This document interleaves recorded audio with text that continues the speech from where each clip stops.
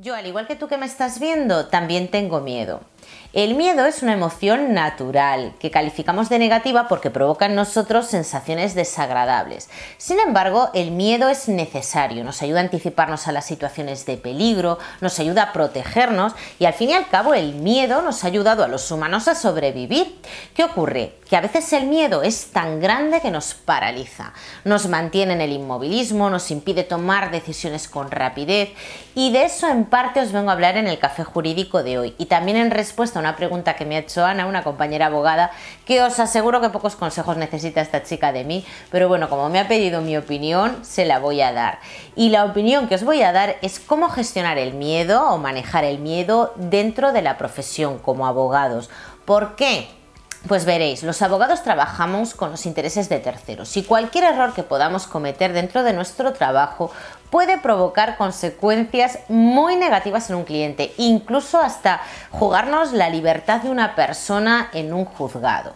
Por tanto, hay que saber manejar ese miedo, hay que tener en cuenta que todos vamos a tener cuando estamos trabajando cierto miedo, lógicamente teniendo en cuenta que somos personas responsables y dependerá también de nuestro nivel de exigencia, pero hay que aprender a manejar ese miedo. Y me preguntaba Ana, ¿es necesaria una experiencia, un tiempo para que yo llegue a perder ese miedo?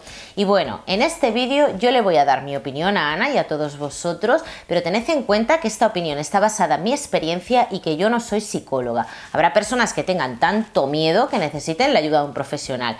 Yo únicamente os voy a dar mis consejos, así que poneros un café jurídico que comenzamos.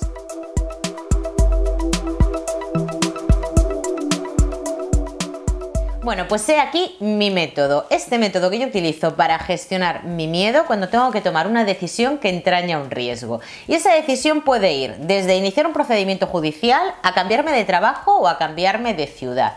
Os la he desglosado por puntos, aunque yo lo hago de una forma un tanto automática. Así que vamos con el primero.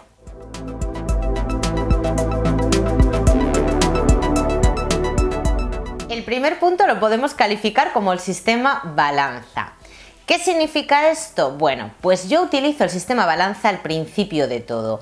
En un lado pongo las ganas que tengo de tomar esa decisión y por otra parte los riesgos. Si se tratase, por ejemplo, de iniciar un procedimiento judicial porque un cliente me plantease un supuesto, en lugar de poner en este lado las ganas, pues pondría la problemática del cliente y las ganas de buscarle una solución. Y por otra parte los riesgos que entraña ejercitar esa acción judicial, que serían en este caso las costas o lo que el cliente pudiera perder.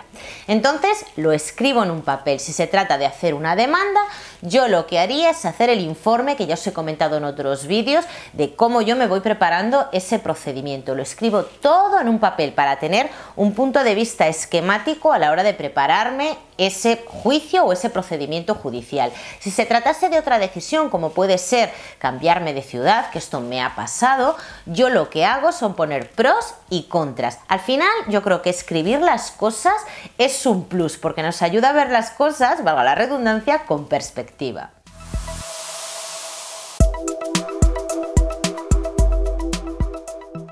El segundo punto, y quizás para mí el más importante a la hora de manejar mi miedo cuando tengo que tomar una decisión que entraña un riesgo, es el sistema que yo denomino estadística y probabilidad. ¿Esto qué significa? Que yo me fijo en mis hechos pasados que me ayudan a predecir cómo serán mis hechos futuros. Y diréis, ¿qué significa eso? Pues me inspiro en mi propia vida, porque si os dais cuenta, todo, absolutamente todo se repite. Al final nos vamos relacionando con personas diferentes y parece que nos enfrentamos a situaciones diferentes, pero si os dais cuenta y reflexionáis en vuestra propia vida, al final todos acabamos cometiendo los mismos errores, pero también los mismos aciertos. Y os daréis cuenta cuando vayáis a tomar una decisión, que probablemente, aunque no parezca la misma decisión, imaginaros en mi caso, cuando yo he tenido que cambiar de trabajo y he pensado, Dios mío, me voy a morir de hambre, no voy a encontrar trabajo. Al final también me inspiro en mi familia, digo, no, es que nunca pasó. Hay que ver que a veces la barrera que nos ponemos es una barrera mental. Hay que ver si en nuestra vida se han reproducido acontecimientos desagradables y podemos aprender de esos acontecimientos, pero hay veces que vamos a tomar una decisión y si nos fijamos en nuestra propia vida nos damos cuenta de que nunca nos ha pasado nada malo a la hora de tomar una decisión. A mí esto me ayuda muchísimo a relativizar y a quitarme presión de encima a la hora de tomar una decisión.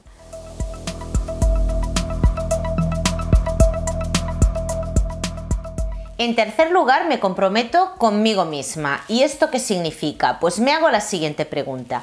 ¿Voy a dar todo de mí para conseguir este objetivo o para tomar esta decisión o para presentar este procedimiento en el juzgado? Si la respuesta, siendo totalmente honesta, es que sí, yo me libero de la culpa. Si algo sale mal, no me voy a culpabilizar por ello, y esta es mi máxima. De cara a un procedimiento judicial, si yo me he estudiado al 100% el asunto, he informado al cliente de las consecuencias que puede tener, tanto beneficiosas como perjudiciales, de presentar ese procedimiento, si algo sale mal, lógicamente me va a doler, pero no me voy a regodear en la culpa porque yo previamente he dado todo de mí.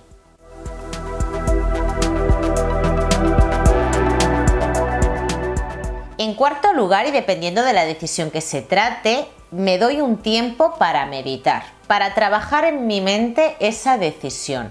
A veces me toca esperar a que se den todos los factores propicios para tomar esa decisión, porque no todo está de mi lado, me toca esperar. Ya os digo que dependiendo de la decisión que se trate.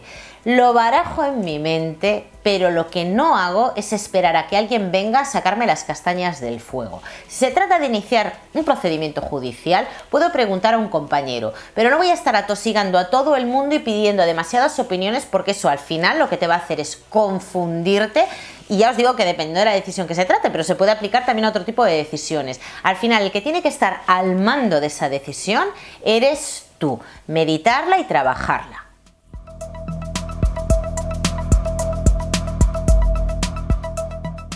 Y el último punto, y también muy importante relacionado con el anterior, es que si no se dan todos los factores propicios a los que he estado esperando, si todavía tengo dudas, lo que hago es ponerme una fecha límite para tomar la decisión. Y esa fecha va a ser el momento en el que ya me voy a eximir de toda la culpa, porque ya habré dado todo de mí, ya habré puesto toda la carne en el asador y tomaré la decisión. Y que salga el sol por donde quiera.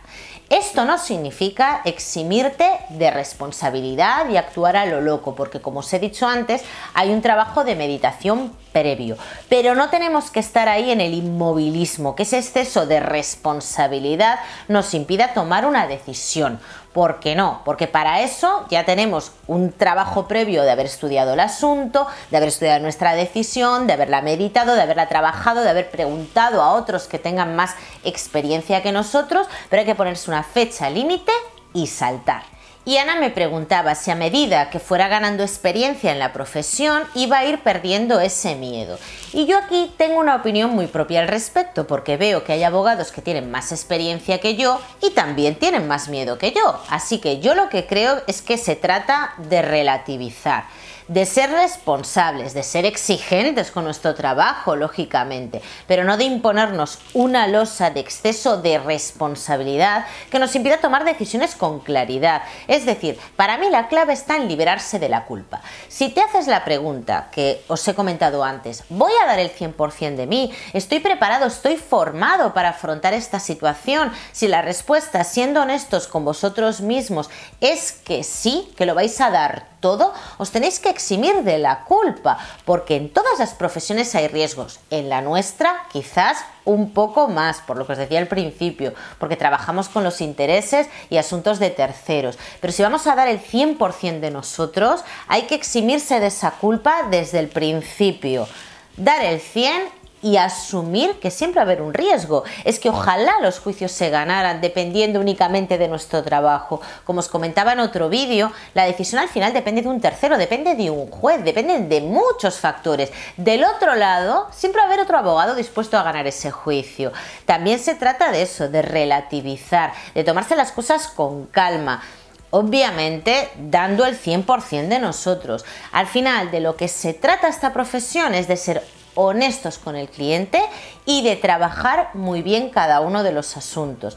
Luego, pues tenemos que tener en cuenta que unos asuntos se ganarán y otros se perderán, y cuando los perdamos, como os decía en otro vídeo que grabé de cómo actuar cuando se pierde un juicio, pues aprender de ese error y no regodearnos demasiado en ello. por lo que os digo, porque no todo depende de nosotros. Espero que te haya quedado clara mi opinión, Ana. Sé que no necesitas mis consejos porque por lo que te pude oír y por lo que pude ver de ti, eres una chica muy resuelta, vamos, bastante más que yo, o sea que no creo que necesites para nada mis consejos, pero bueno, estoy encantada de darte mi opinión y de dárosla a todos vosotros.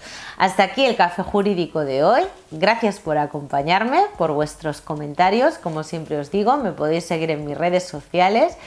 Y bueno, hasta la próxima, un placer y nos vemos en el próximo vídeo.